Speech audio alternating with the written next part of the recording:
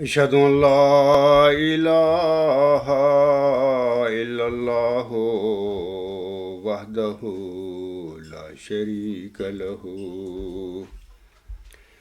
وأشهد أن محمدا عبده ورسوله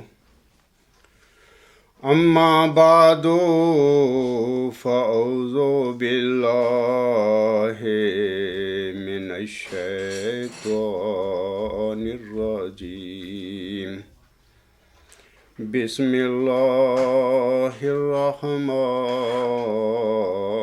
الرحيم الحمد لله رب العالمين الرحمن الرحيم مالك يوم الدين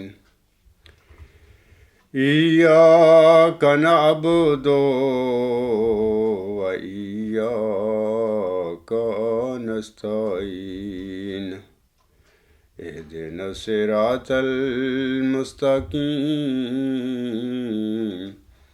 صراط الذين أنعمت عليهم صراط الذين أنعمت عليهم غير المغضوب عليهم ولا الضالين۔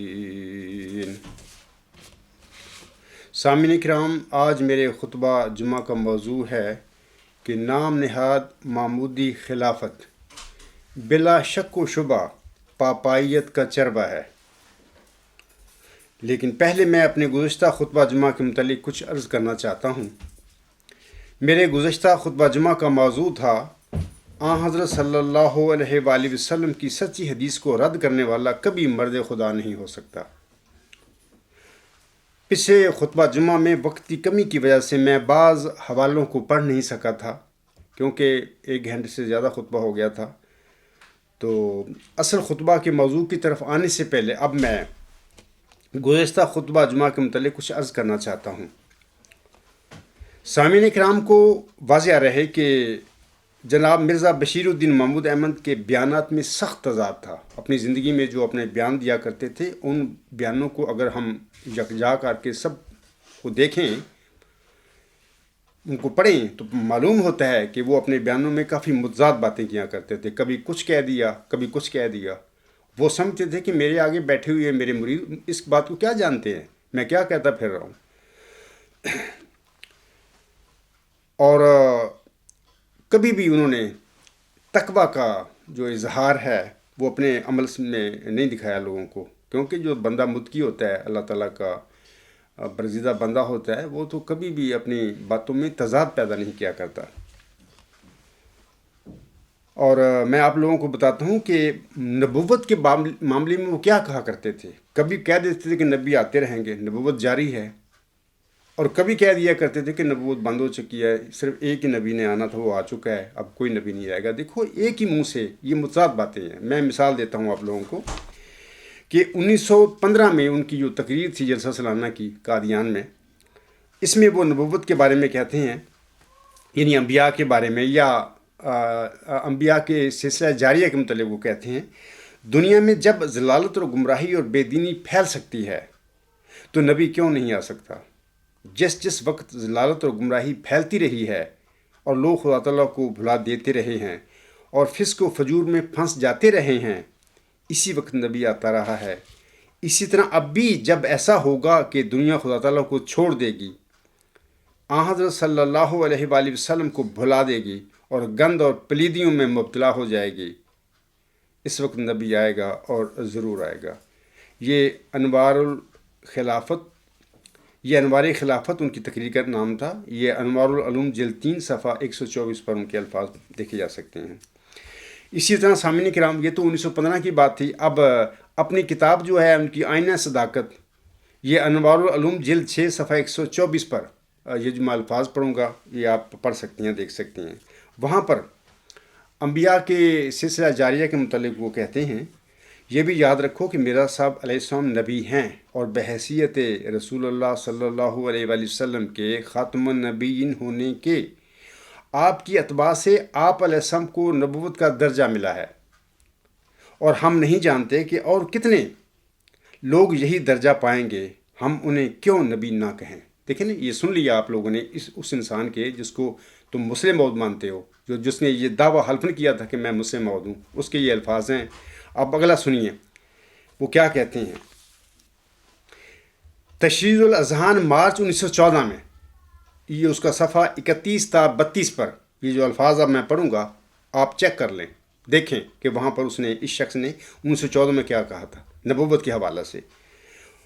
خلیفہ ثانی صاحب اس وقت کہتے ہیں، یعنی اس وقت خلیفہ نہیں تھے، مرزا بشیر الدین محمود احمد اس وقت کہتے ہیں، یعنی 1914 میں، امت محمدیہ میں ایک سے زیادہ نبی کسی صورت میں بھی نہیں آ سکتے۔ چنانچہ نبی کریم صلی اللہ علیہ وآلہ وسلم نے اپنی امت میں سے صرف ایک نبی اللہ کی خبر دی ہے جو مسیح موعود علیہ السلام ہے، اور اس کے سوا قطعاً کسی کا نام نبی اللہ یا رسول اللہ نہیں رکھا، اور نہ کسی اور نبی کے آنے کی آپ صلی اللہ علیہ وسلم نے خبر دی ہے، بلکہ لا نبی بعدی فرما کر اوروں کی نفی کر دی اور کھول کر فرما دیا، مسیح موعود السلام کے سوا میرے بعد قطعاً کوئی نبی یا رسول نہیں آئے گا۔ اس امت میں نبی صرف ایک ہی آ سکتا ہے جو مسیح موعود علیہ السلام ہے، اور قطعاً کوئی نہیں آ سکتا۔ یہ آپ حوالہ تشریح الاذہان مارچ 1914 صفحہ 31 تا 32 پر جماعت احمدیہ جو قبرستان ہے اس کی لائبریری میں جا کر چیک کر سکتے ہیں، یہی الفاظ ہیں ان کے۔ اب دیکھو 1914 میں خلیفہ بننے کے بعد 1915 کی جو پہلی تقریر ہے اس کا حوالہ پڑھا ہے، وہ کہتے ہیں کہ نبی تو آتے رہیں گے، اور 1921 میں اپنی آئینہ صداقت جو کتاب ہے اس میں بھی یہ فرماتے ہیں کہ ہم پتہ نہیں کتنے نبی آئیں گے، ہم ان کو نبی کیوں نہ کہیں، وغیرہ وغیرہ۔ اب یہ 1914 میں جب وہ خلیفہ نہیں بنے تھے، غالباً مارچ 1914 میں اس وقت کا اسٹیٹمنٹ ہوگی جب ابھی خلیفہ نور الدین رضی اللہ تعالیٰ عنہ خلیفہ تھے، یہ تشریح الاذہان میں یہ بات کہتے ہیں کہ صرف امت محمدیہ میں صرف ایک نبی کی خبر تھی، آسم نے دی، وہی ہوگا، اس کے بعد کوئی نبی نہیں، اس کے علاوہ کوئی نبی نہیں آ سکتا۔ اب دیکھیں کہ بندہ ایک ہے، اس کی ایک منہ سے کتنی متضاد باتیں نکل رہی ہیں۔ کیا اس قسم کی متضاد باتیں کرنے والا بندہ مسلم موعود ہونا تو دور کی بات ہے، کیا اس قسم کا ایک بندہ ایک متقی اور ایک مومن ہم اس کو کہہ سکتے ہیں کہ اللہ کا خوف رکھنے والا وہ بندہ ہے؟ ہرگز نہیں۔ اس قسم کی تضاد جو ہیں لوگ دنیا دار لوگوں کے جو دنیا دار لوگ ہوتے ہیں ان کی بیانوں میں ہوتے ہیں۔ اللہ تعالیٰ سے محبت کرنے والے، اللہ تعالیٰ کی احکام کی اطاعت کرنے والے لوگوں کی زبانوں میں اس قسم کا تضاد نہیں ہوا کرتا۔ یہ تو تھی نبوت کی بات۔ اب میں آپ لوگوں کو بتاتا ہوں کہ مجددین کے سلسلے میں بھی ان کا یہی حال تھا۔ مثال کے طور پر تفسیر کبیر جلد 9 صفحہ 319 پر حدیث مجددین کے متعلق کیا وہ کہتے ہیں، سنیے۔ آپ کہتے ہیں، یہ تفسیر کبیر جلد 9 صفحہ 319 کا حوالہ ہے، حدیثوں میں آتا ہے کہ ہر صدی کے سر پر دنیا کو ایک ہوشیار کرنے والے کی ضرورت پیش آ جاتی ہے، اور اسلام میں اس ضرورت کو پورا کرنے کے لیے اللہ تعالیٰ ہر صدی کے سر پر مجدد بھیجتا رہے گا۔ لیکن مجددوں کے متعلق اس آیت یعنی سورۃ القدر آیت نمبر 1 میں پیشگوئی موجود ہے، کیونکہ وہ بھی جزوی طور پر محمد رسول اللہ صلی اللہ علیہ وآلہ وسلم کے قائم مقام ہوتے ہیں، اور ایک جزوی تاریخ رات میں ان کا ظہور ہوتا ہے۔ دوسرا حوالہ میں آپ کو پڑھ کر سنا دیتا ہوں، یہ بھی تفسیر کبیر جلد 10 صفحہ 391 پر ملتا ہے، آپ وہاں سے پڑھ لیں۔ اس میں وہ کہتے ہیں، اسی کی طرف رسول کریم صلی اللہ علیہ وآلہ وسلم نے اس حدیث میں فرمایا ہے کہ ان اللہ یبعث لہذہ الامۃ علی راس کل مئۃ سنۃ من یجدد لہا دینہا۔ ابو داؤد کتاب الملاحم، یعنی اللہ تعالیٰ میری امت میں ہر 100 سال کے بعد کوئی نہ کوئی شخص ایسا مبعوث کرے گا جو اس صدی کی غلطیوں کو جو کہ دین کے بارے میں لوگوں کو لگ گئی ہوں گی دور کر دے گا۔ کل بھی اسی طرف اشارہ کرتا ہے، گویا اس حدیث کے مطابق رسول کریم صلی اللہ علیہ وآلہ وسلم کم سے کم ہر صدی کے سر پر دنیا میں ظاہر ہوں گے، اور وہ لوگ جو آپ کے بتائے ہوئے رستہ کے خلاف چلنے والے ہوں گے ان کو چیلنج کریں گے کہ میں تمہارے طریق کو کبھی اختیار نہیں کروں گا، اور اسی طریق کو اختیار کروں گا جو خدا نے مجھے بتایا ہے، اور اس طرح اسلام ہر زمانے میں دھل دھلا کر پھر نیا بن جایا کرے گا۔ سامعین کرام اور اے میرے قبرستان کے باسیوں، میں بھی آج وہی کام کر رہا ہوں جس کے متعلق آپ کا خود ساختہ مسلم بہت بتا رہا ہے کہ ہر صدی کے سر پر آسم کا ظہور ہوگا، کسی انسان کے اپنے کسی پیروکار کی شکل میں اس کی روپ میں وہ ظاہر ہوں گے، اور پھر لوگوں کو بتائیں گے یہ جو تم غلطیاں کر کے بیٹھے ہو، میں ان کا پیروکار نہیں، میں ان رستوں پر نہیں چلوں گا۔ یہ دو حوالے ہیں سامعین کرام جو میں نے پیش کی ہیں کہ مجدد ہر صدی کے سر پر آئے گا۔ اپنے جھوٹے دعویٰ مسلم موت کے بعد یہ خود ساختہ مسلم موت کس طرح پلٹا کھاتے ہوئے مجددوں کی بعثت کا انکار کر دیتے ہیں۔ یعنی یہ تو پہلے کے حوالے ہیں، دعویٰ مسلم موت کرنے کے پہلے کے حوالے ہیں، اور بعد میں دعویٰ کرنے کے بعد 1944 میں جب دعویٰ کیا، اس کے بعد 1947 میں سامعین کرام جناب خلیفہ ثانی صاحب 1947 میں مجدد کے بارے میں سوال کے جواب میں کہتے ہیں، کسی سوال کنندہ کو وہ کہتے ہیں خلیفہ تو خود مجدد سے بڑا ہوتا ہے اور اس کا کام ہی شریعت کو نافذ کرنا اور دین کو قائم کرنا ہوتا ہے، پھر اس کی موجودگی میں مجدد کس طرح آ سکتا ہے؟ مجدد تو اس وقت آیا کرتا ہے جب دین میں بگاڑ پیدا ہو جائے۔ یہ حوالہ ہے الفضل، اپریل 1947 صفحہ 4 پر۔ دیکھیں اب بندہ ایک ہی ہے، اپنی زبان سے اپنے دعوت سے پہلے نبیوں کو بھی سلسلے کو بھی جاری کرتا ہے کہ بھی نبی بھی آئیں گے، آتے رہیں گے جب ضرورت پڑے گی، مجدد بھی آئیں گے، آسم کے حدیث کے مطابق ہر 100 سال کے بعد آیا کرے گا، صدی کے سر پر آئے گا، وہ دین میں جو غلطیاں پیدا ہو گئی ہوں گی 100 سال میں ان کو وہ ٹھیک کرے گا، ان کی غلطیوں کو دور کر کے دین کی اصلاح کرے گا۔ تو 1944 میں جھوٹا دعویٰ کرنے کے بعد پھر اب وہ کیا پینترا بدلتا ہے؟ وہ کہتا ہے کہ خلیفہ تو خود مجدد سے بڑا ہوتا ہے اور اس کا کام ہی شریعت کو نافذ کرنا اور دین کو قائم کرنا ہوتا ہے۔ کیا اس شخص کو یہ نہیں پتا تھا کہ 1921 میں جو میں نبی جاری کرتا رہا ہوں نبوت کو، اور میں یہ کہتا رہا ہوں کہ حدیث جو مجددین اس کے مطابق ہر 100 سال کے بعد مجدد آیا کرے گا، بلکہ آنسم آئیں گے اپنے کسی پیروکار کی روپ میں، تو اس کو پتہ نہیں تھا بھی یار جماعت احمدیہ میں تو 1914 کے 8 کے بعد خلافت سلسلہ شروع ہو چکا ہے، تو اس نے پھر یہ باتیں اس وقت کیوں نہیں کہی تھیں کہ جی اب نبوت بھی بند، اب مجددیت بھی بند، اب صرف جماعت احمدیہ میں حضرت مرزا صلی اللہ علیہ وسلم کی وفات پر جو خلفاء کا سلسلہ شروع ہے وہ وہی رہیں گے۔ اس وقت بیان اس نے اور دیے، اور جھوٹا دعویٰ کرنے کے بعد پھر نبی تو رہے ایک طرف، اس نے مجددوں کا بھی رستہ بند کر دیا بھی نہیں، مجدد سے بڑا ہوتا ہے خلیفہ۔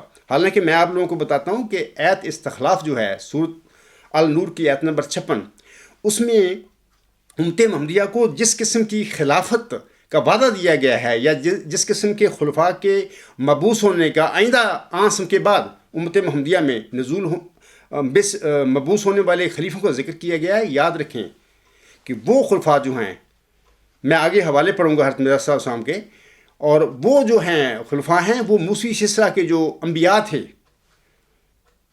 وہ ان کی طرح ہوں گے، ان کے ذیل ہوں گے، انہی کی طرح ہوں گے، یعنی اللہ تعالیٰ وہ ہوں گے، مجدد ہوں گے وہ۔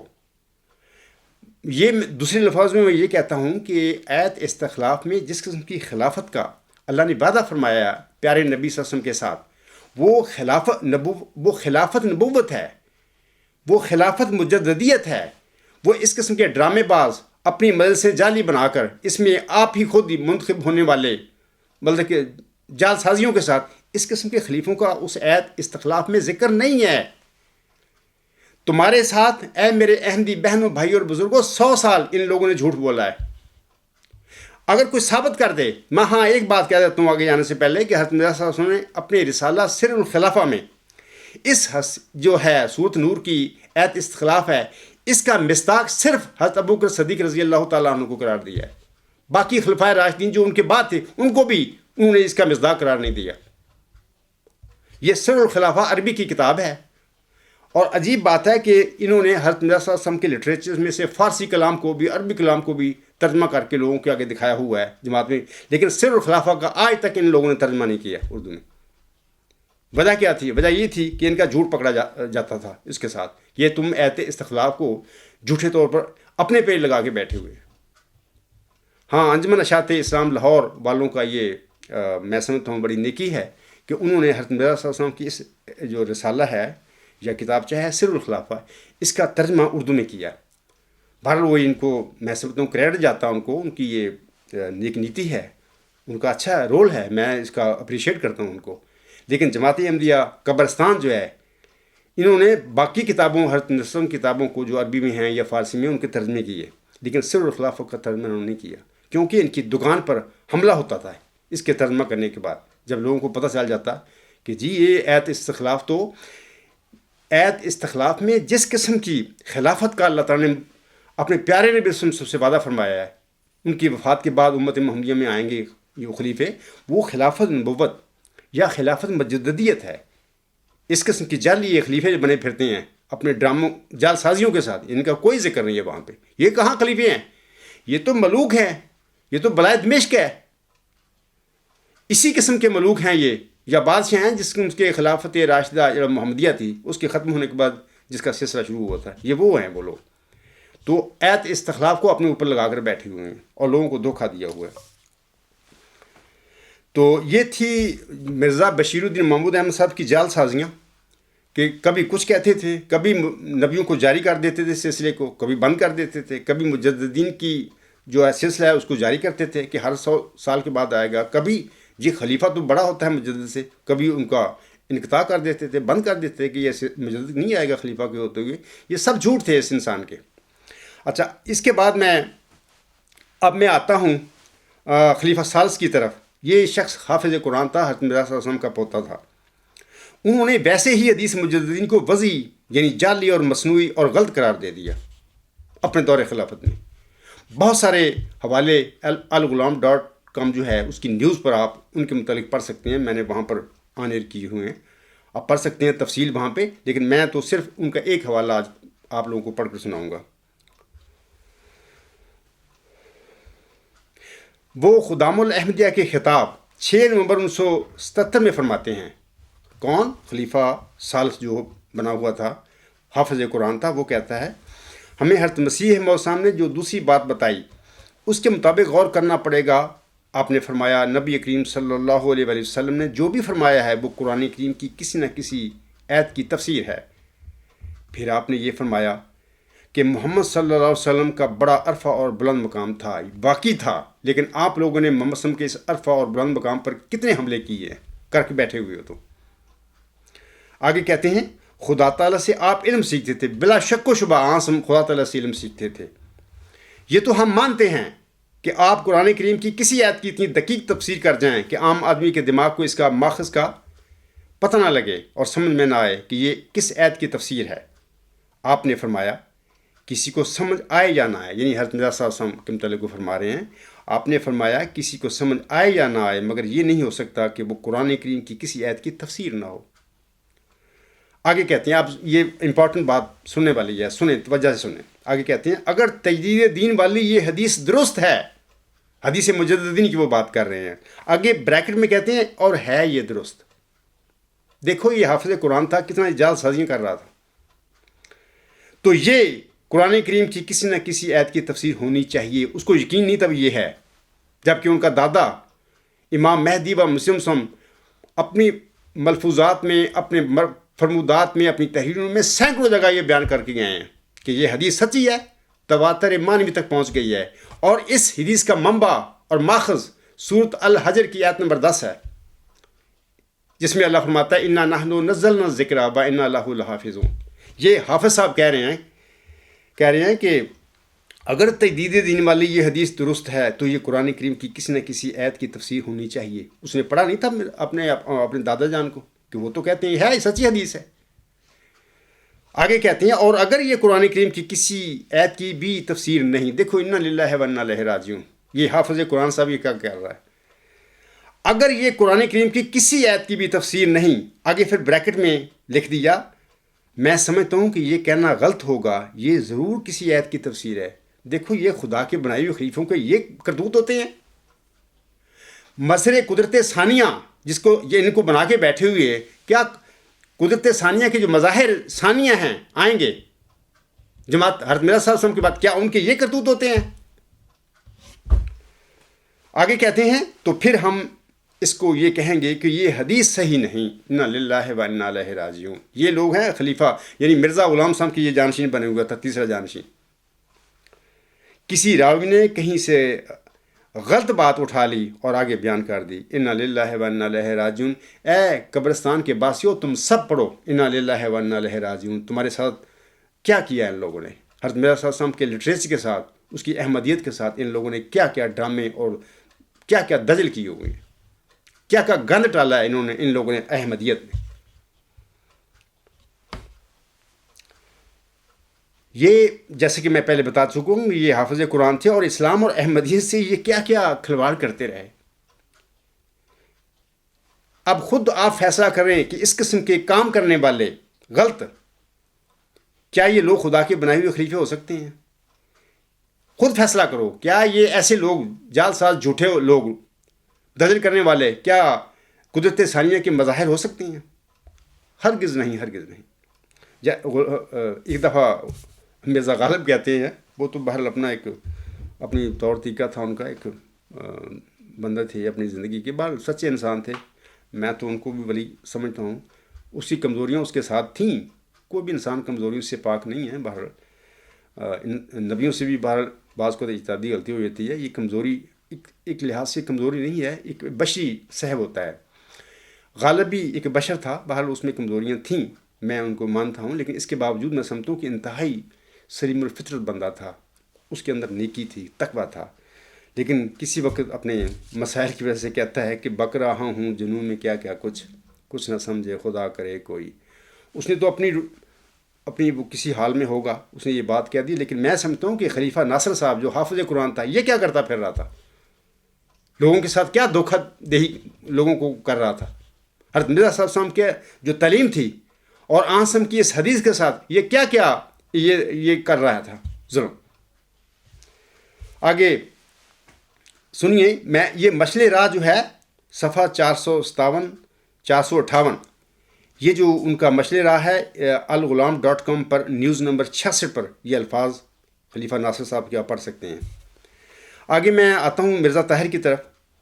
یہ صاحب خطبہ جمعہ مورخہ 27 اگست 1993 میں، جس وقت یہ آج اپنے ماؤ ذکی غلام مسیح الزماں یا ماؤ مجدد صدی 5 کے ساتھ ان کے آگے کھڑا تھا. میں نے اپنا دعویٰ اپریل 1993 کے شروع میں ان کے آگے رکھ دیا تھا. اس کے باوجود یہ 27 اگست 1993 میں یہ شخص کہتے ہیں، دیکھیں صدی گزر گئی، جس صدی کے ساتھ پر یہ پروپیگنڈے کیے جا رہے تھے، لیکن کوئی مجدد ظاہر نہیں ہوا. دوسری صدی شروع ہو گئی اور اس کے 13 سال گزر چکے ہیں اور 14ویں صدی میں داخل ہو رہے ہیں، لیکن خلافت احمدیہ سے باہر کوئی مجدد ظاہر نہیں ہوا. پس خدا کی اس گواہی نے ہمیشہ کے لیے ان لوگوں کے پروپیگنڈے کو جھٹلا دیا جو یہ کہا کرتے تھے کہ اب خلافت کے آخری سانس ہیں اور تجدید کے دن آ رہے ہیں. کسی مجدد کی تلاش کرو. میں تمہیں سچ سچ کہتا ہوں کہ ایسے لوگ اگر 100 سال کی عمریں بھی پائیں اور مر جائیں تو نامرادی کی حالت میں مریں گے اور کسی مجدد کا منہ نہیں دیکھیں گے. ان کی اولادیں بھی لمبی عمریں پائیں اور مرتی چلی جائیں. خدا کی قسم خلافت احمدیہ کے سوا کہیں اور مجددیت کا منہ نہ دیکھیں گے. انا للہ و انا الیہ راجعون. سامعین کرام، ابھی میں کہہ چکا ہوں کہ مجدد صدی 5 یعنی یہ عاجز اپنے دعویٰ کے ساتھ ان کے آگے 27 اگست 1993 میں آگے کھڑا ہوا تھا. وہ احمدیوں کے آگے سفید یہ جھوٹ خدا کی قسم کھا کر بولتے پھر رہے تھے. آگے وہ کہتے ہیں یہی وہ تجدید دین کا ذریعہ بنا دیا گیا ہے جو ہر صدی کے سر پر ہمیشہ جماعت کی ضرورتوں کو پورا کرتا چلا جائے گا. بہرحال میں پچھلے خطبہ جمعہ میں بھی اس کا ذکر کر چکا ہوں. تو آپ دیکھیں، خود اندازہ کریں کہ ایک بندہ اس کے آگے مجدد صدی 5 ماؤد جو ہے وہ کھڑا ہوا ہے اپنا دعویٰ لے کر، وہ قسمیں کھا رہا ہے احمدیوں کے آگے کہ جی کبھی کوئی مجدد نہیں آئے گا اس خلافت احمدیہ کے سلسلے میں. مطلب کہ اب آپ خود فیصلہ کر لیں کہ یہ جھوٹے لوگ نہیں تو اور کیا تھے، یہ خلیفے تھے. دوسرا حوالہ میں ان کا پڑھتا ہوں آپ لوگوں کے آگے کہ یہ مجلس عرفان ہے، یہ مطبوعہ شعبہ اشاعت لجنہ اماء اللہ کراچی صفحہ 130 پر مجدد کے سلسلہ میں ایک سوال کے جواب میں جناب خلیفہ رابع صاحب حدیث مجددین کے سلسلے میں اپنے فسق و فجور کا اظہار اس طرح کرتے ہیں. وہ کہتے ہیں جواب میں کسی سائل کے جواب میں کہتے ہیں من کے اندر جمع کا پہلو بھی موجود تھا، اس لیے مجددیت کے پیغام میں نہ تو کوئی دعویٰ شرط تھا نہ اس مجدد کو ماننا ضروری قرار دیا گیا۔ کہیں بھی تمام احادیث میں جن کی تشریح عالم اسلام کی تاریخ نے کی ہے یہ بات کہیں نظر نہیں آتی کہ مجدد معمور ہو اور اس کی بات مانی جائے۔ کیا مرزا غلام حسن مجدد تھے، معمور نہیں تھے؟ کیا ان کا ماننا لازمی نہیں تھا؟ انہوں نے کیا کہا فرمایا ہے اپنی کتابوں میں؟ یہ پوتا صاحب کیا کر رہے تھے، کرتے پھر رہے تھے۔ آگے کہتے ہیں خلافت کے مقابل پر جس کا قرآن کریم میں ذکر ہے کہ کسی مجدد کا کوئی ذکر نہیں ملتا، اس لیے مجددیت کو خلافت سے فضیلت دی ہی نہیں جا سکتی۔ ابھی میں آپ لوگوں کو بتا چکا ہوں کہ ایت استخلاف میں خلافت نبوت یا خلافت مجددیت کا ذکر ہے سامعین کرام، نہ کہ خلافت کے بیس میں ملوکوں یا بادشاہوں کا ذکر ہے وہاں پہ قطعاً۔ یہ اپنی خود ساختہ جو خلافتیں بنا کے بیٹھی ہوئی ہیں، لفظ خلیفہ استعمال کر رہے ہیں اپنی حکومتوں پر، اپنی ڈکٹیٹرشپوں پر، اپنی مذہبی آمریت پر ایت استخلاف کو لگا کر بیٹھے ہوئے۔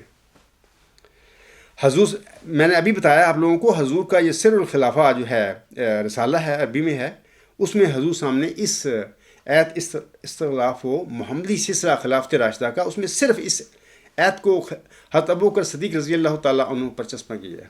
باقی جو 3 خلفائے راشدین ان پر بھی انہوں نے چسپاں نہیں کیا، صرف حضرت ابوبکر صدیق رضی اللہ تعالیٰ عنہ پر انہوں نے اس ایت کو لگایا ہے۔ باقی بارہا بیسیوں بلکہ سینکڑوں جگہ انہوں نے فرمایا ہے اپنے ملفوظات میں، اپنے لٹریچر میں، فرمودات میں، کہ یہ ایت استخلاف میں جس خلافت کا ذکر ہے، وعدہ دیا گیا ہے، یہ وہی خلافت ہے جو موسوی سلسلہ میں جو انبیاء آئے تھے، آتے رہے تھے، بلکہ آپ علیہ السلام نے ان انبیاء کو موسوی سلسلے کے مجددین قرار دیا ہے اپنی تحفہ گولڈیا میں۔ اب میں آتا ہوں سامعین کرام جناب مرزا مسرور احمد صاحب کی طرف، وہ کیا کرتے ہیں حدیث مجددین کے بارے میں۔ مورخہ 10 جون 2011 کے خطبہ جمعہ میں 41ویں منٹ کے آخر پر جناب آپ کا موجودہ جو خلیفہ ہے وہ کہتے ہیں نہ ہی قرآن میں اور نہ ہی حدیث میں مجددین کا ذکر ملتا ہے۔ آپ دیکھیں یہ تو کمال کر گیا، یعنی میں حیران ہوتا ہوں بعض اوقات یہ خلیفے ہیں، قرآن کریم کے ساتھ، آسم کی سچی احادیث کے ساتھ، اللہ تعالیٰ کے ساتھ، نبی کریم صلی اللہ علیہ وسلم کی فرمودات کے ساتھ، حضرت مرزا صلی اللہ علیہ وسلم کی فرمودات کے ساتھ، یہ کیا کرتے رہے ہیں؟ اب بھی یہ شخص کیا کر رہا ہے؟ کیا آپ کا حق نہیں اس کا محاسبہ آپ کریں کہ تم یہ کیا کر رہے ہو؟ کہتا ہے نہ ہی قرآن میں اور نہ ہی حدیث میں مجددین کا ذکر ملتا ہے۔ انا للہ و انا الیہ راجعون، احمدیو کھڑے ہو جاؤ، اس شخص کی پوچھو، اس کا محاسبہ کرو، اور یہ آپ کے محاسبے سے بالے ہرگز نہیں ہے، کیونکہ جھوٹ بولتا پھر رہا ہے اور دجل پھیلاتا پھر رہا ہے۔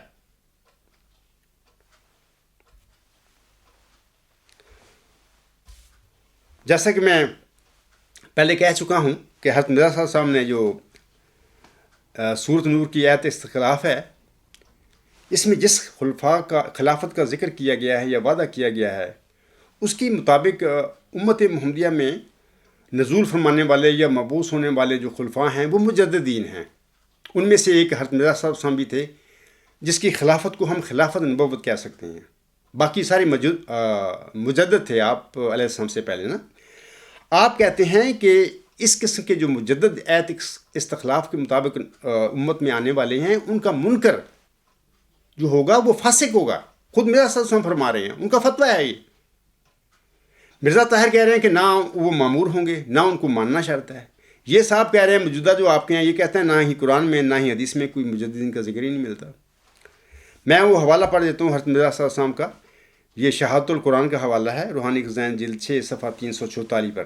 حضور صاحب فرماتے ہیں یہ یاد رہے کہ مجدد لوگ دین میں کچھ کمی بیشی نہیں کرتے، ہاں گم شدہ دین کو پھر دلوں میں قائم کرتے ہیں۔ اور یہ کہنا کہ مجددوں پر ایمان لانا کچھ فرض نہیں، خدا تعالیٰ کے حکم سے انحراف ہے، کیونکہ وہ فرماتا ہے۔ اب یہ جو الفاظ ہیں یہ صورت جو نور کی ایت نمبر 56 یعنی ایت استخلاف کے الفاظ ہیں۔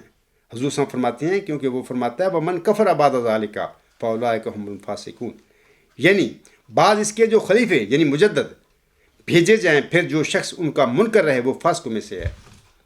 بانی جماعت تو ایک مجدد کے انکار کرنے والے کو فاسق قرار دیتے ہیں.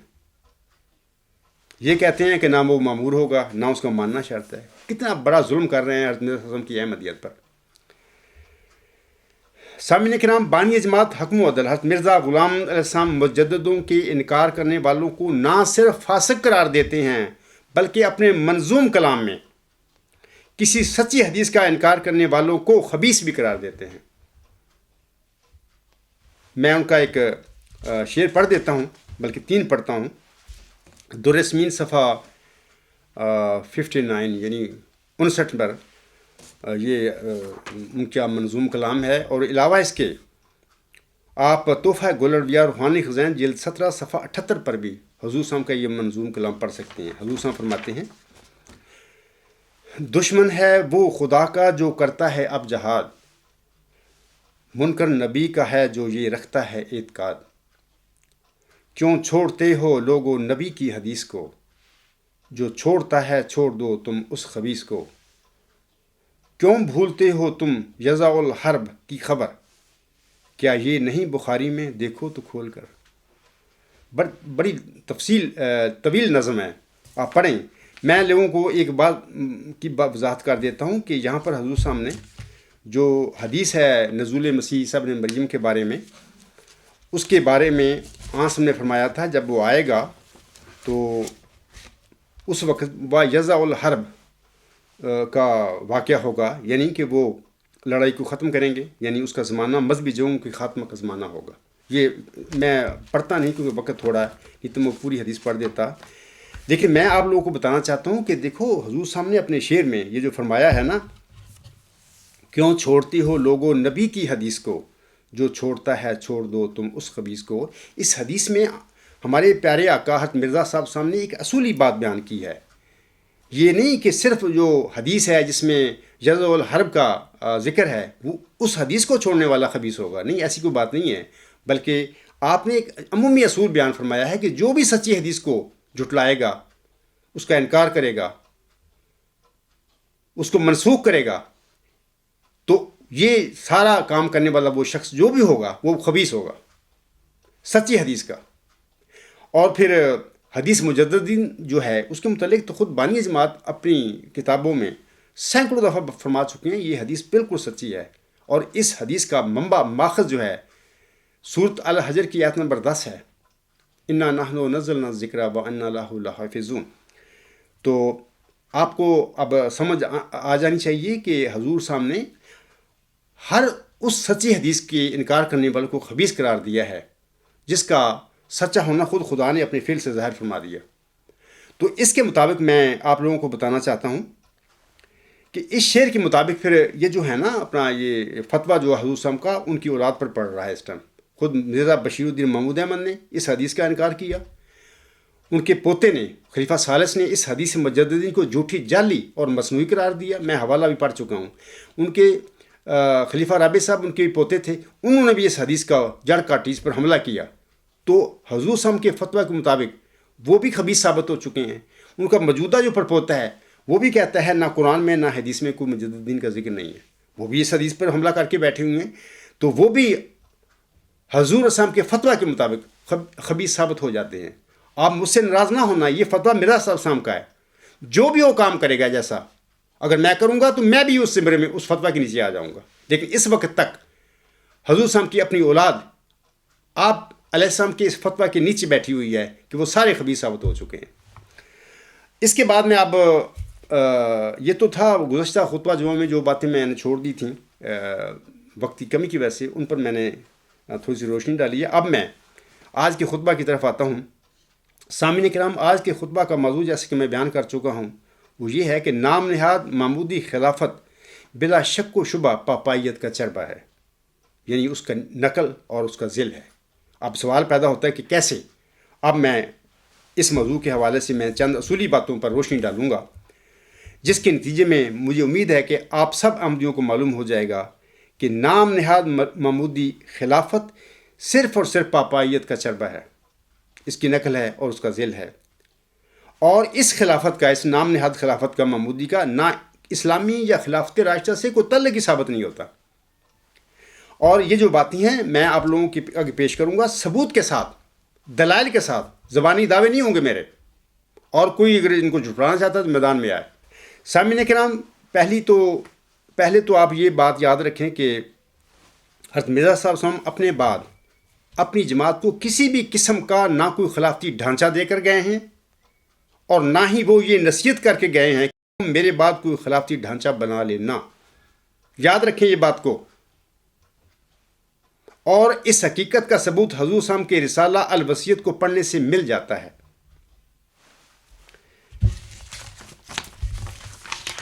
میں یہاں پر وہ حوالے پڑھتا تو نہیں، لیکن آپ لوگوں کو یاد کرا دیتا ہوں کیونکہ وقت کی کمی ہے اور بہت ساری باتیں چھوٹ جائیں گی۔ حضور صلی اللہ علیہ وسلم الوصیت جو ہے ان کی رسالہ روحانی خزائن جلد 20 صفحہ 304 تا 307، اس پر فرماتے ہیں کہ اور چاہیے کہ جماعت کے بزرگ جو نفس پاک رکھتے ہیں میرے نام پر میرے بعد لوگوں سے بیعت لیں۔ آگے حاشیہ دیا ہے حضور سامنے، خدا تعالیٰ چاہتا ہے کہ ان تمام روحوں کو جو زمین کی متفرق آبادیوں میں آباد ہیں، کیا یورپ اور کیا ایشیا، ان سب کو جو نیک فطرت رکھتے ہیں توحید کی طرف کھینچے اور اپنے بندوں کو دین واحد پر جمع کرے۔ یہی خدا تعالیٰ کا مقصد ہے جس کے لیے میں دنیا میں بھیجا گیا، سو تم اس مقصد کی پیروی کرو مگر نرمی اور اخلاق اور دعاؤں پر زور دینے سے۔ آگے جو ہے اس کا خلاصہ جو وہ کیا کرنا چاہتے ہیں اپنی جماعت کو، اپنے پیروکار کو، وہ فرماتے ہیں اور جب تک کوئی خدا سے روح القدس پا کر کھڑا نہ ہو سب میرے بعد مل کر کام کرو۔ وہ تو روح القدس پا کر کھڑے ہونے والی کا کہہ کے اس کے متعلق کہہ گئے ہیں کہ اس کا انتظار کرنا، وہ آئے گا روح القدس پا کے۔ آگے اسی جو ہے حوالہ ہے اس کی حاشیہ میں حضور صلی اللہ علیہ وسلم نے فرمایا ہے، ایسے لوگوں کا انتخاب مومنوں کے اتفاق رائے سے ہوگا، پس جس شخص کی نسبت 40 مومن اتفاق کریں گے کہ وہ اس بات کے لائق ہے کہ میرے نام پر لوگوں سے بیعت لے، وہ بیعت لینے کا مجاز ہوگا۔ اور چاہیے کہ وہ اپنے تئیں دوسروں کے لیے نمونہ بناوے۔ خدا تعالیٰ نے مجھے خبر دی ہے کہ میں تیری جماعت کے لیے تیری ہی ذریت سے ایک شخص کو قائم کروں گا۔ یہاں ذریت سے مراد آپ کی روحانی اولاد ہے، یعنی آپ کی جماعت ہے، اور اس کو اپنے قرب اور وحی سے مخصوص کروں گا اور اس کے ذریعے سے حق ترقی کرے گا اور بہت سے لوگ سچائی کو قبول کریں گے۔ سو ان دنوں کے منتظر رہو اور تمہیں یاد رہے کہ ہر ایک کی شناخت اس کے وقت میں ہوتی ہے، اور قبل از وقت ممکن ہے کہ وہ معمولی انسان دکھائی دے، جیسے کہ یہ آج اس وقت آپ لوگوں کو دکھائی دے رہا ہے، یا بعض دھوکہ دینے والے خیالت کی وجہ سے قابل اعتراض ٹھہرے، جیسا کہ بعض لوگ غلطی سے مجھ پر اعتراض کرتے رہتے ہیں۔ کبھی داڑھی پر اعتراض کر دیا، کبھی میں جو پڑھتا ہوں میری پروناؤنسیشن کے مسئلہ ہو جاتا ہے، بعض کو اس پر اعتراض کر دیتے ہیں۔ تو اس قسم کی باتیں ہیں، ان کا کوئی حقیقت سے تعلق نہیں ہے، اور جو اصل حقائق ہیں وہ اس سے بھاگ جاتے ہیں۔ آگے حضور فرماتے ہیں، جیسا کہ قبل از وقت ایک کامل انسان بننے والا بھی پیٹ میں صرف ایک نطفہ یا حلقہ ہوتا ہے۔ تو یہ حوالہ وہی ہے، حاشیے میں یہ حضور صلی اللہ علیہ وسلم نے فرمایا ہے۔ تو میں نے پورا حوالہ آپ لوگوں کو پڑھ کر سنا دیا ہے۔ تو یہ بات ہے کہ حضور صاحب نے تو اس اپنی الوصیت میں نہ کسی خلافت کا ڈھانچہ دیا، نہ ذکر کیا اس کا، اور عبوری ڈھانچہ دیا کہ اس طریقے سے کام کرنا۔ 40 مومن جس انسان پر اتفاق کر لیں گے کہ وہ میرے نام پر بیعت لینے کے مجاز ہے، وہ بیعت لے، اور یہ معاملہ اس وقت تک جاری رکھنا کہ جب تک کوئی خدا سے روح القدس پا کر کھڑا نہیں ہوتا۔ اور پھر الوصیت میں بھی حضور صاحب نے صدر انجمن جو بنائی تھی مجلس معتمدین، اس کو اپنا جانشین قرار دیا تھا کہ یہ میری جانشین ہے۔ میں آپ کو اب اس حقیقت جو میں نے ابھی بتائی ہے اس کا ثبوت جناب مرزا بشیر الدین محمود احمد کی زبانی دیتا ہوں۔ وہ اکتوبر 1925 میں ایک موقع پر ارشاد فرماتے ہیں، وہ کہتے ہیں، مجلس معتمدین یعنی صدر انجمن احمدیہ کے ممبران جو خود حضور نے نامزد کیے تھے، مقرر فرمائے تھے، 14 تھے وہ، مجلس معتمدین کے بنیادی اصول میں جو دراصل ہے ہی اسلام کا بنیادی مسئلہ خلیفہ وقت کا وجود شامل نہ تھا۔ دیکھیں، سنیں اس کے الفاظ، میں دوبارہ پڑھتا ہوں۔ وہ کہتے ہیں، مجلس معتمدین کے بنیادی اصول میں جو دراصل ہے ہی اسلام کا بنیادی مسئلہ خلیفہ وقت کا وجود شامل نہ تھا۔ تو یہ لوگ خلافتی ڈھانچہ کیسے بنا کے بیٹھ گئے؟ حتیٰ کہ اس کو اپنے بنا کے خلیفہ، اپنے آپ کو خدا کا بنایا ہوا خلیفہ بنا لیا ان لوگوں نے، اور یہ سارا کچھ آنے والے جو روح القدس پا کر آنے والا تھا اس کا راہ روکنے کے لیے ان لوگوں نے سارے کام کیے۔ یہ دجل ہیں جو انہوں نے پھیلایا جماعت میں۔ آگے وہ کہتے ہیں ایک ریزولوشن خلافت ثانیہ میں پاس کیا گیا جس کا مطلب یہ ہے کہ جو خلیفہ کہے گا مجلس ماننے گی، مگر یہ اصولی بات نہیں۔ اس کا مطلب یہ ہے کہ ایک ممبران کی جماعت کہتی ہے میں ایسا کروں گی، لیکن جو جماعت یہ کہہ سکتی ہے وہ یہ بھی تو کہہ سکتی ہے کہ میں ایسا نہ کروں گی، کیونکہ جو انجمن یہ پاس کر سکتی ہے کہ ہم خلیفہ کی ہر بات مانیں گے، وہی اگر 10 سال کے بعد کہے کہ نہیں مانیں گے تو انجمن کے قانون کے لحاظ سے وہ ایسا کہہ سکتی ہے۔ اگر اتنی قربانی کے بعد سلسلہ کی حالت غیر محفوظ ہو، یعنی چند لوگوں کے رحم و کرم پر ہو جو اگر چاہیں کہ خلافت کا انتظام قائم رہے تو قائم رہے، اور اگر نہ چاہیں تو نہ رہے۔ پہلی بات تو یہ ہے کہ میرا صاحب نے تو یہ خلافت کا نظام دیا ہی نہیں، خود تم تسلیم کر رہے ہو اور یہ اپنا خود ساختہ نظام بناتے پھر رہے ہو خلافت کا۔ آگے کہتے ہیں تو یہ کبھی گوارا نہیں کیا جا سکتا، اور چونکہ یہ بھی سننے والی بات ہے، اور چونکہ مسئلہ خلافت کے جماعت کے بنیادی اصولوں میں شامل نہ ہونے سے جماعت ایسے خطرات میں رہ سکتی ہے جو مبائن کو غیر مبائن میں بدل دیں اور 10-11 آدمیوں کی جنبش قلم سے قادیان معاً لاہور بن جائے۔ اس لیے جو جماعت کے وہ کام جو تربیت اور تبلیغ سے تعلق رکھتے تھے وہ ایک ایسی انجمن کے حوالے نہیں کیے جا سکتے تھے جو خواہ مبائن کی انجمن ہی ہو اور خواہ بہترین مخلص ہی اس کے ممبر کیوں نہ ہوں۔ اس کے لیے ضرورت تھی کہ وہ ایک ایسا نقطہ نظر دیا جائے جس پر جماعت قائم کر دی جائے تا اسے اس بارے میں ٹھوکر نہ لگے۔ سامعین کرام، یہ جو الفضل اخبار ہے مورخہ 31 اکتوبر 3-5 نومبر 1925 جو ہے وہاں پر یہ ان کے پڑھ سکتے ہیں الفاظ۔ سوال یہ ہے کہ وہ کہہ رہے ہیں کہ ٹھوکر سے بچانے کے لیے، حالانکہ سب سے پہلے تو وہ خود ٹھوکر کھا کے بیٹھے ہوئے ہیں۔ ٹھوکر اس طرح کھائی کہ انہوں نے حضرت مرزا صاحب وسلم کی صدر انجمن کو رد کیا، ریجیکٹ کیا، اس کی اکثریتی جو رائے تھی اس کو بھی رد کیا، خود خلافت پر قبضہ کیا۔ سب سے پہلے اور بڑی ٹھوکر یہ تھی اس شخص نے کھائی، اور مزید یہ کام کر کے جو ابھی میں نے بتایا ہے کہ خلافتیں کیمپ کر کے نظام بنا کے مزید جماعت کو ٹھوکریں دی، اور اس وقت جماعت کا جو حال ہے وہ احمدیت تو ہے ہی نہیں وہاں پہ، نہ اسلام ہے وہاں پہ، ایسی ٹھوکروں میں ڈالا کہ اب اس سے سوائے اس کے کہ خدا تعالیٰ کی طرف سے کوئی روح القدس پا کر کھڑا ہو اور خدا سے علم پا کر ان ٹھوکروں سے جماعت کو نکالے، اس کے علاوہ کوئی چارہ نہیں جماعت احمدیہ کے لیے۔ یہ جو ابھی میں نے ان کا حوالہ پڑھا ہے اس میں خود وہ اقرار کرتے ہیں کہ حضرت مرزا صاحب کے بعد یا حضرت مرزا صاحب نے اپنی وصیت میں کسی خلافتی نظام کا یا خلیفہ کا ذکر نہیں کیا۔ دوسری بات یہ ہے کہ اللہ اور اس کے رسول مقبول صلی اللہ علیہ وسلم اور اس کے مسیح موعود اور مہدی موعود کے دامن کو چھوڑ کر سامعین کرام سوائے ٹھوکروں کے اور پیچھے کیا پیچھے بچتا ہے؟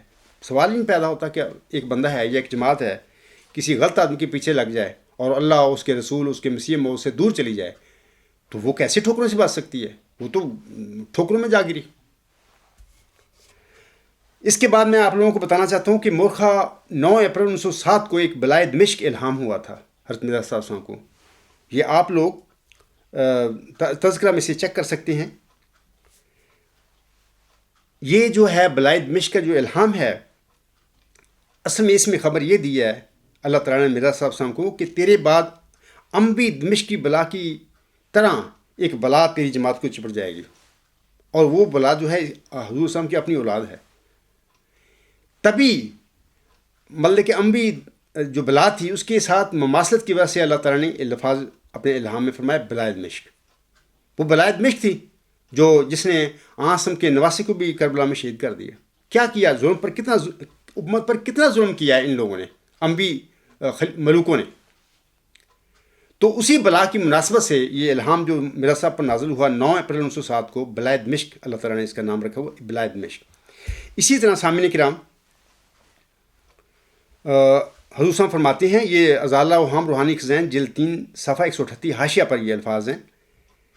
یہ جو بلائے دمشق کا جو تذکرے کا حوالہ ہے اس وقت میں بھول گیا ہوں لکھنا، بہرحال میں کئی دفعہ اپنے خطبات میں اس کا ذکر کر چکا ہوں، اس کا حوالہ بھی میں آپ لوگوں کو بار بار میں بتا چکا ہوں، تذکرہ میں جو اس کا حوالہ ہے۔ حضور صاحب فرماتے ہیں، دوسرا حوالہ میں پڑھنے والا ہوں، قادیان کی نسبت مجھے یہ الہام ہوا کہ اخرجا منہ الیزیدیون، یعنی اس میں یزیدی لوگ پیدا کیے گئے ہیں۔ سامعین کرام، قادیان کے یہ یزیدی جن کا الہام میں ذکر ہے، یہ محمدی مریم حضرت مرزا غلام احمد السلام کی جسمانی اولاد ہیں، جنہوں نے آپ کی وفات کے بعد باغی بننا تھا، اور آپ علیہ السلام کی روحانی جو اولاد ہے، جو جماعت ہے، یا آپ کا جو روحانی مشن ہے، اس کو دنیا کمانے کے دھندے میں بدلنا تھا اور آپ کے ماننے والوں کو غلام اور اسیر بنانا تھا۔ یہ یزیدی لوگ ہیں جنہوں نے 1914 میں احمدی خلافت راشدہ کی صف لپیٹ کر خلافت پر قبضہ کیا، اور پھر آج تک بس نعرے لگاتے ہیں اور اللہ کے اور رسول مقبول صلی اللہ علیہ وسلم کے اور مسیح موعود کے نام لیتے ہیں، لیکن اندر اپنا دجل پھیلایا ہوا ہے۔ 7 مئی 1906 کو بھی سامعین کرام حضور علیہ السلام کو ایک الہام ہوا تھا۔ وہ الہام اس طرح ہے کہ کلیسیا کی طاقت کا نسخہ، یہ تذکرہ صفحہ 527 پر یہ الہام ہے ملتا۔ سامعین کرام، اس الہام کا یہ مطلب تھا کہ اللہ تعالیٰ حضرت مرزا صلی اللہ علیہ وسلم کو مخاطب کر کے فرماتا ہے کہ اے میرے بندے، تیرے بعد کچھ لوگ خلافت کے نام پر پاپائیت کی پیروی کرتے ہوئے اسی طرح تیرے پیروکاروں کو غلام بنا لیں گے، جس طرح عیسائی پوپوں نے کلیسیا کے نام پر طاقت حاصل کر کے عیسائیوں کو غلام بنایا ہوا ہے۔ اس کا یہ مطلب تھا۔ ثانیاً، اس الہام میں یہ قطعاً نہیں فرمایا گیا کہ اے میرے بندے، تیرے پیروکار بھی کلیسیا والے نسخہ کے ساتھ طاقتور بن کر احمدیوں کو غلام بنا لے۔ یہ نہیں ہے اس میں خبر،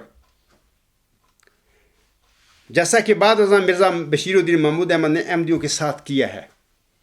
الہام کا مطلب کچھ اور تھا۔ اس الہام میں اپنے برگزیدہ بندے کو بتا رہا تھا اللہ تعالیٰ کہ تیری وفات کے بعد کیا ہونے والا ہے، وہی کلیسیا کا ڈرامہ ہونے والا ہے۔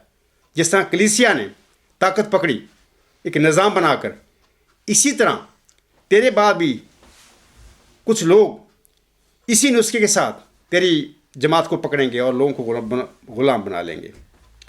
جناب مرزا محمود احمد صاحب اپنی نام نہاد اور خود ساختہ خلافت کے متعلق سامعین کرام اپنی تفسیر کبیر جلد 6 صفحہ 390 پر فرماتے ہیں۔ سنیے یہ حوالہ ان کا۔ وہ کہتے ہیں کہ جس طرح وہ لوگ یعنی عیسائی لوگ اپنا خلیفہ منتخب کرتے ہیں، اسی طرح یا اس کے قریب قریب تم بھی اپنی لیے خلافت کے انتخاب کا طریقہ ایجاد کر لو۔ اے میرے احمدی بہنوں، بھائیوں اور بزرگوں، اب کوئی شک ہے اس میں؟ یہ جو تمہاری خلافت بنی لے کے پھر رہے ہو، یہ تو پاپائیت ہے۔ وہ تو خود کہہ رہے ہیں۔ سنیے دوبارہ، وہ کہتے ہیں جس طرح وہ لوگ یعنی عیسائی لوگ اپنا خلیفہ منتخب کرتے ہیں، اسی طرح یا اس کے قریب قریب تم بھی اپنے لیے خلافت کے انتخاب کا طریقہ ایجاد کر لو۔ چنانچہ اس طریق سے قریباً 1900 سال سے عیسائیوں کی خلافت محفوظ چلی آئی ہے۔ سامعین کرام، اس اقتباس میں مرزا بشیر الدین محمود احمد اپنے جانشینوں کو عیسائیوں کی طرح خلافتی نظام بنانے اور چلانے کا کہہ رہے ہیں، نصیحت کریں گے بھی ایسا ہی کرنا، کیونکہ اس کے ساتھ نظام کے ساتھ لوگوں کا کوئی حق ہی نہیں رہا۔ وہ تو بیچارے مظلوم ہیں، وہ بیچارے اسیر بن گئے، جیسے عیسائی پاپائیت میں بنے ہوئے تھے۔ اب آزادی مل گئی ہے ان لوگوں کو، کیونکہ وہ پوپ کا وہ رول نہیں رہا اب عیسائیت میں، لیکن انقلاب فرانس سے پہلے تو یہ سارے پسے ہوئے تھے عیسائی، اس پوپ نے پاپائیت کی انڈر۔ تو یہی وہ بشیر الدین محمود کو یہ بڑا پسند آیا، پاپائیت، کہ اس کے ساتھ ہمیں طاقت ملتی رہے گی اور میرے بعد بھی تم اسی قسم کا نظام بنا لینا۔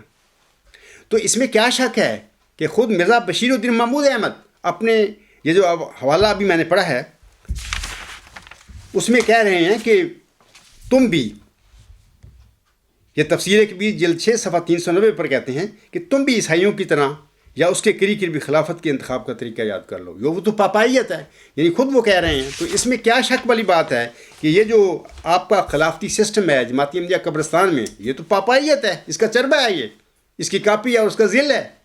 اور خود مرزا بشیر الدین محمود کے الفاظ میں آپ لوگوں کے آگے رکھے ہیں میں نے، اس نے کہا ہے کہ ایسے ہی کرو۔ اس کا خلافت راشدہ، محمدی خلافت راشدہ سے کوئی تعلق نہیں ہے، یا اسلامی خلافت راشدہ کے ساتھ اس کا کوئی تعلق نہیں ہے۔ آگے سنیے، حضرت بانی جماعت علیہ السلام کے سامعین کرام پیروکاروں کو اگر اللہ تعالیٰ نے خلافت کے حوالہ سے کسی نمونے کی طرف توجہ دلانی ہوتی تو وہ آن حضرت صلی اللہ علیہ وآلہ وسلم اور آپ کے خلفائے راشدین کے نیک نمونے کی طرف توجہ مبذول کرواتا، نہ کہ کلیسیا کی طاقت کے نسخہ کا الہام نازل فرماتا۔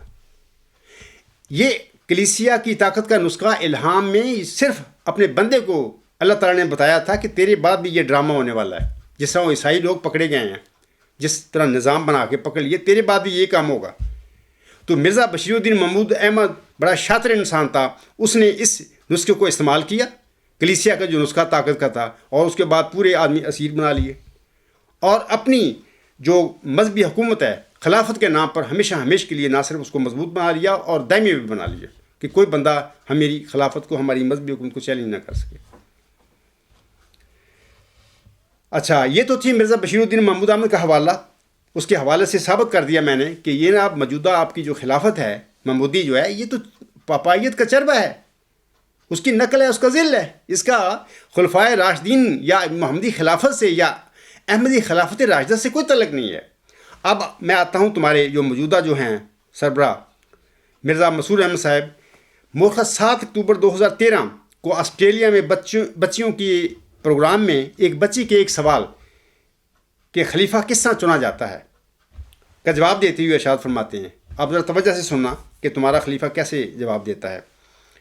وہ کہتے ہیں سوال کے جواب میں، خلیفہ کے انتخاب کے لیے انتخابی ادارہ الیکٹورل کالج ہے جو خلیفہ کو منتخب کرتا ہے۔ یہ انتخابی ادارہ ہوتا ہے نیشنل امیرز، کچھ مخصوص تعداد میں مشنریز، مرکزی عملہ کے انتظامی ممبران یعنی انجمن اور تحریک جدید ربا۔ یہ انتخابی ادارہ الیکٹورل کالج خلیفہ کو چنتی ہے۔ انتخاب کے وقت کچھ نام پیش کیے جاتے ہیں، یہ ساری کارروائی بند کمروں میں کیمرہ میں ریکارڈ کی جاتی ہے۔ میں بالعموم، یہ سنیے اب یہ آپ کا یہ موجودہ خلیفہ کیا کہہ رہا ہے۔ وہ کہتے ہیں، میں بالعموم صحافیوں کو بتایا کرتا ہوں کہ ہمارا انتخاب اسی طرح ہوتا ہے جس طرح کیتھولک پوپ کا انتخاب ہوتا ہے، لیکن دھوئیں کے بغیر۔ دیکھیں آپ کا سربراہ جو موجودہ ہے، یہ کہاں یہ خلیفے ہیں؟ تو جھوٹے لوگ ہیں۔ خود مانتا ہے کہ ہمارا انتخاب اسی طرح ہوتا ہے جس طرح کیتھولک پوپ کا انتخاب ہوتا ہے۔ تو اب اس کے بعد تمہاری یہ نام نہاد خلافت جو محمودی ہے، اس کے پاپائیت کے چربہ ہونے میں کیا شک رہ جاتا ہے کہ وہ تو پاپائیت کا چربہ ہے۔ یہ نام لیتے ہیں خلافت کا، اس کو دے رکھا ہے انہوں نے۔ آگے وہ صاحب کہتا ہے، جو ووٹوں کی اکثریت حاصل کر لیتا ہے وہ اس انتخابی ادارہ الیکٹورل کالج کے ذریعے خلیفہ ہو جاتا ہے۔ یہ ضروری نہیں ہوتا، آگے سنیے یہ کہتا ہے، یہ ضروری نہیں ہوتا کہ خلیفہ انتخابی ادارہ الیکٹورل کالج کے ممبران میں سے ہی منتخب ہو، خلیفہ باہر سے بھی منتخب ہو سکتا ہے۔ ایک شخص افریقہ میں بیٹھا ہوا ہے، وہ جانتا بھی نہیں ہو کہ اس کا نام بطور خلیفہ پیش کیا گیا ہے، وہ بھی خلیفہ منتخب ہو سکتا ہے۔ دیکھو یہ لارے کیسے لارے لوگ حضرت مرزا صلی اللہ علیہ وسلم کی روحانی اولاد کو کیسے لارے لگاتے ہیں۔ 100 سال میں کتنے افریقہ میں بیٹھے ہوئے ہو گئے ہیں خلیفے، یا ربوں میں بیٹھے ہوئے بیچارے حضرت مرزا صاحب کی روحانی اولاد، ان میں سے کتنے خلیفے بن گئے ہیں 100 سال میں۔ بڑے دجالی گروہ ہے یہ۔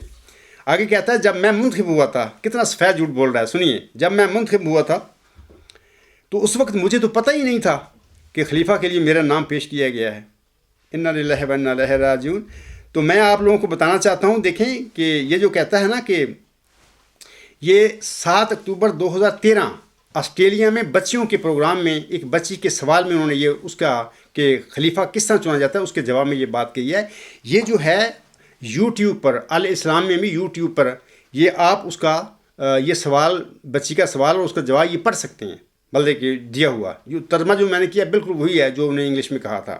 تو ہو سکتا ہے کہ آپ میرے اس خطبہ جمعہ کے بعد اپنا یہ جو 7 اکتوبر 2013 کو آسٹریلیا میں بچیوں کے پروگرام میں یہ جو پروگرام تھا، یہ میرے خطبے کے بعد یہ لوگ جماعت احمدیہ قبرستان والے اس کو یوٹیوب سے نکال دیں۔ لیکن میں آپ لوگوں کو بتاتا ہوں کہ میں نے ایک نیوز بنائی ہے، 140 اس کا نمبر ہے۔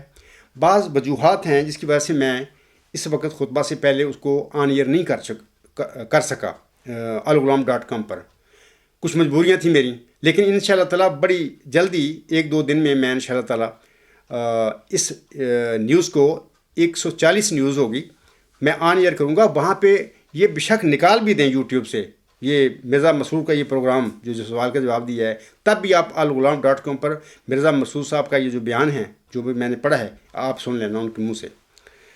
تو میں اب تھوڑا سا بات کرنا چاہتا ہوں اس کی جو اس نے جواب دیا ہے۔ پہلی بات تو یہ ہے سامعین کرام، یہ کہتا ہے نا کہ یہ انتخابی ادارہ ہوتا ہے۔ مرزا بشیر الدین محمود احمد کا قائم کیا ہوا یہ انتخابی ادارہ دراصل اپنے ملازمین کی انجمن ہے۔ وہ کیا انتخابی ادارہ ہوگا جس میں اس کے ملازمین تھے خلیفے کے؟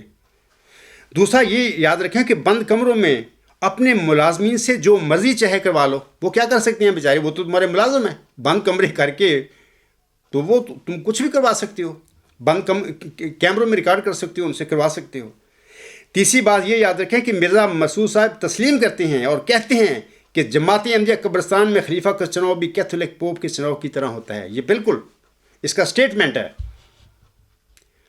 آپ سے میں کہتا ہوں، اپنی احمدی بہنوں اور بزرگوں سے میں کہتا ہوں کہ ابھی بھی آپ کو شک ہے کہ یہ جو آپ کی جعلی خلافت ہے، محمودی خلافت ہے، اس کا پاپائیت کے چربہ ہونے میں ابھی بھی آپ کو شک ہوگا۔ یہ سنے بیان اس کا یوٹیوب سے، اس پر 7 اکتوبر 2013 کا جو انہوں نے بیان دیا ہوا ہے مرزا مسرور نے، یہ کسی بچی کے سوال میں کہ خلیفہ کیسے منتخب ہوتا ہے۔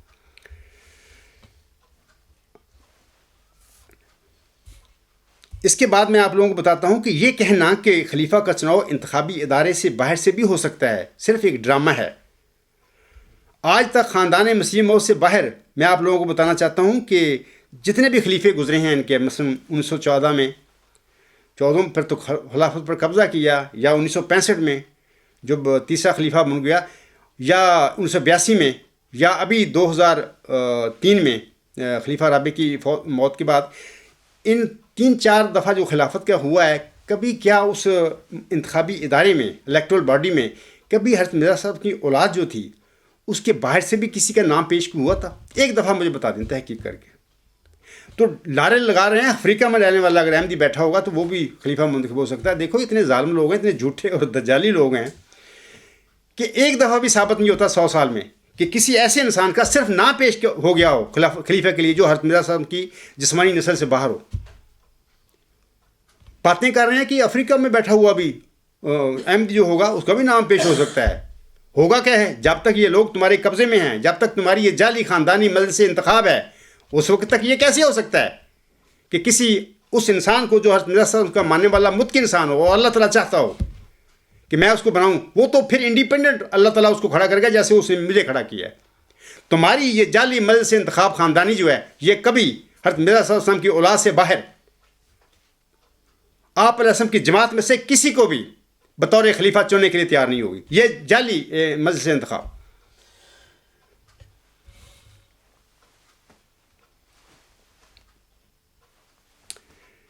پانچواں، یہ جو خلیفہ خامس صاحب کا یہ کہنا کہ جب میرا نام پیش ہوا تھا تو مجھے پتہ ہی نہیں تھا کہ میرا نام پیش ہوا ہے، یہ سب سفید جھوٹ بول رہے ہیں تمہارے یہ خلیفے، کیونکہ انہیں دسمبر 1997 میں ہی پتہ چل گیا تھا کہ وہ جماعت احمدیہ قبرستان کے نام نہاد خلافتی سسٹم میں 5ویں نام نہاد خلیفہ ہوں گے۔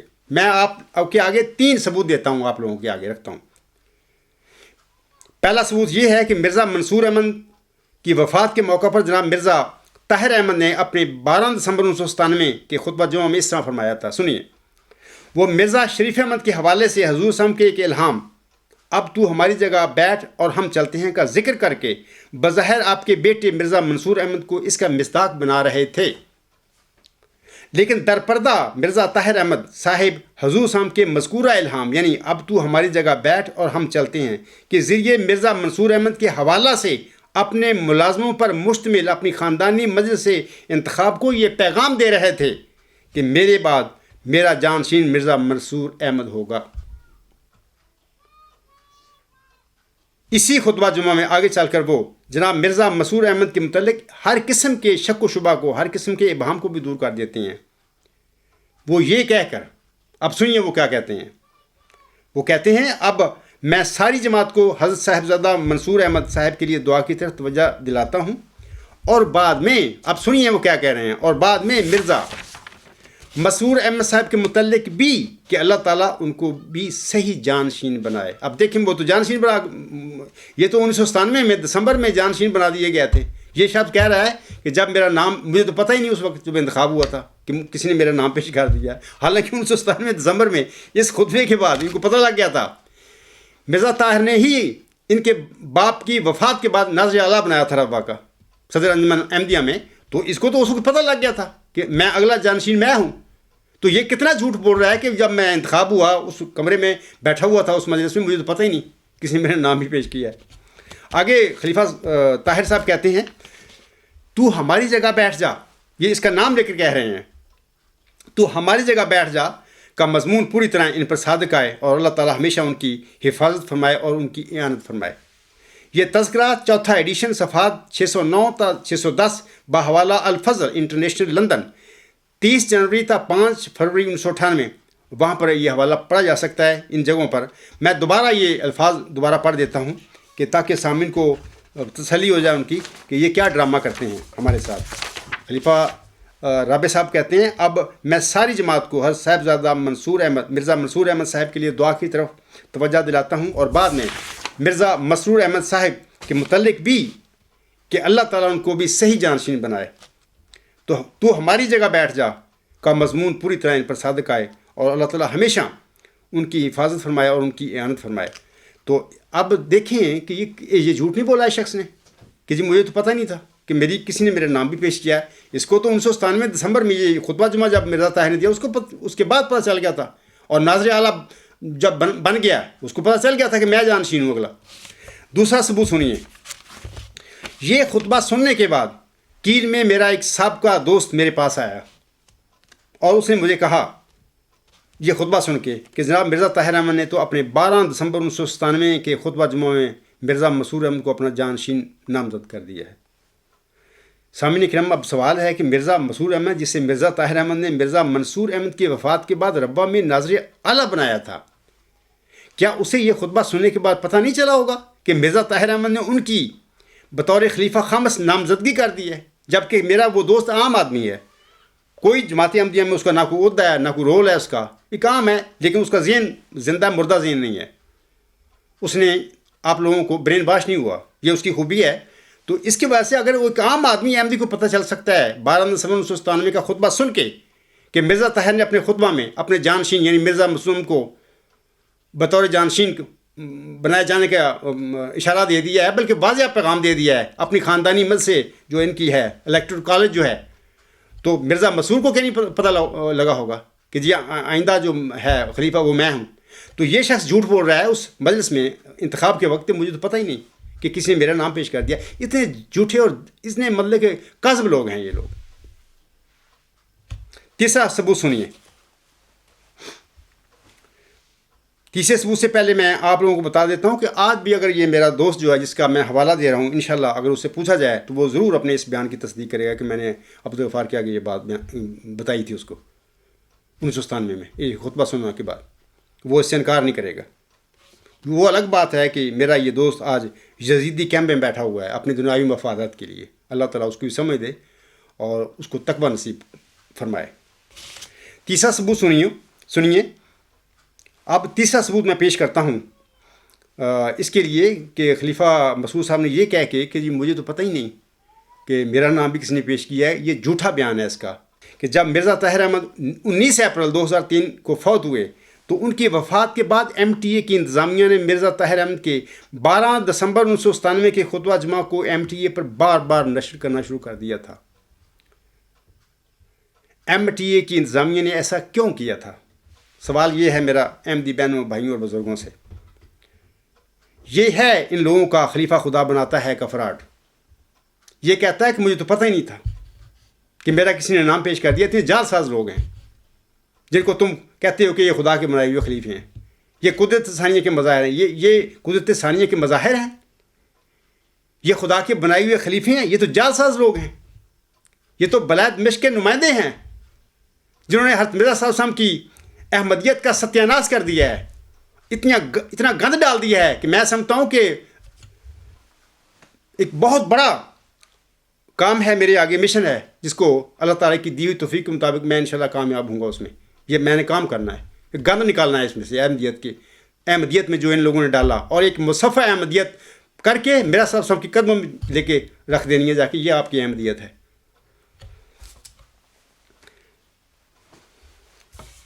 اچھا، میں آپ لوگوں کو بتانا چاہتا ہوں کہ مرزا محمود احمد کو اس بات کا پتہ تھا کہ خلافت دائمی نہیں ہوتی. وہ اس حدیث سے بھی واقف تھے، جیسا کہ آنس نے فرمایا کہ ہر نبوت کے بعد خلافت ہے اور ہر خلافت کے بعد ملوکیت ہے. اس کو پتہ تھا اس بات کا. اور اس کو یہ بھی پتہ تھا کہ خلافت راشدہ 30 سال کے بعد حضرت علی رضی اللہ تعالیٰ عنہ کے بعد ختم ہو گئی تھی. باقی بے لفظ خلافت چلا ہے. وہ خلیفے نہیں تھے، وہ تو بادشاہ تھے.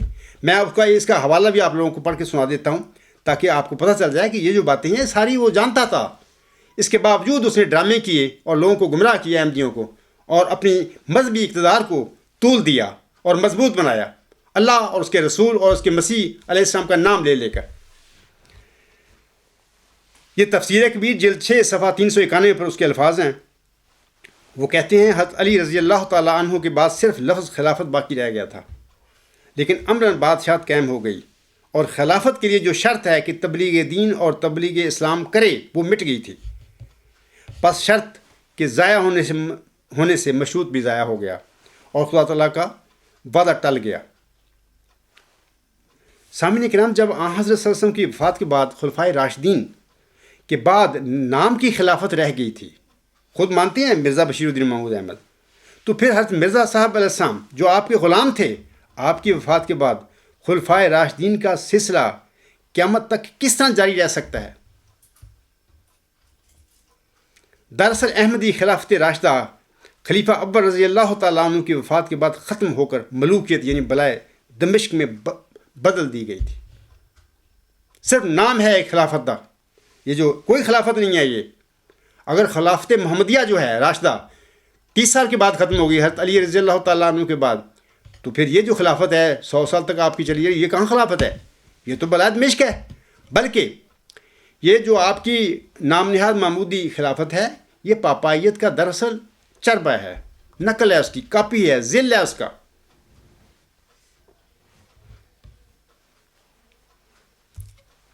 میں آپ لوگوں کو پھر بتا دینا چاہتا ہوں آخر پہ کہ حضرت مرزا صاحب السلام کا جو فتویٰ ہے نا، جس میں وہ فرماتے ہیں کہ جو میرے پیارے آقا حضرت محمد صلی اللہ علیہ وسلم کی حدیث کو چھوڑتا ہے،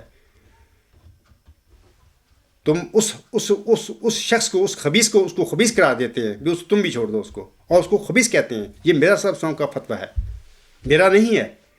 میں نے حضور صاحب کا شعر پڑھ کر آپ لوگوں کو آگے سنا دیا ہے. میں دوبارہ پڑھ دیتا ہوں. حضور صاحب فرماتے ہیں، کیوں چھوڑتے ہو لوگو نبی کی حدیث کو، جو چھوڑتا ہے چھوڑ دو تم اس خبیث کو. یہ جو ہیں حضور علیہ السلام کے اس فتویٰ کے نیچے آپ علیہ السلام کا پہلا فرزند مرزا بشیر الدین محمود احمد، آپ کا پوتا پہلا مرزا ناصر احمد، اور آپ کا اگلا پوتا مرزا طاہر احمد، اور آپ کا اگلا پڑپوتا مرزا مسرور احمد صاحب اس فتوے کے نیچے آ چکے ہیں. اور حضرت مرزا صلی اللہ علیہ وسلم کے فتویٰ کے مطابق یہ لوگ خبیث ثابت ہو چکے ہیں. میں نہیں ان کو کہتا، یہ مرزا صاحب السلام کا فتویٰ ہے اور تمہارے آگے میں رکھ رہا ہوں.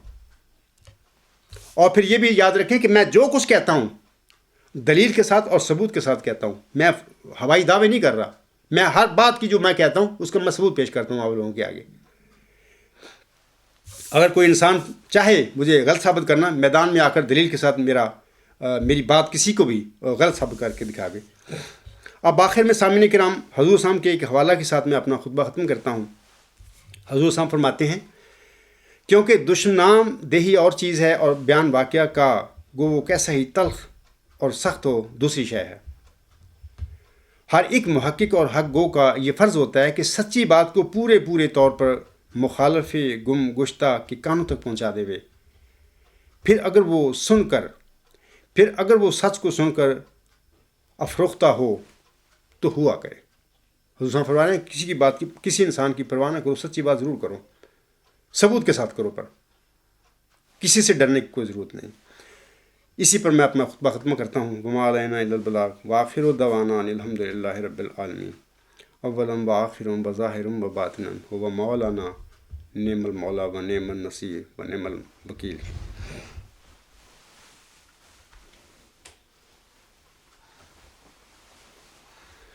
الحمد للہ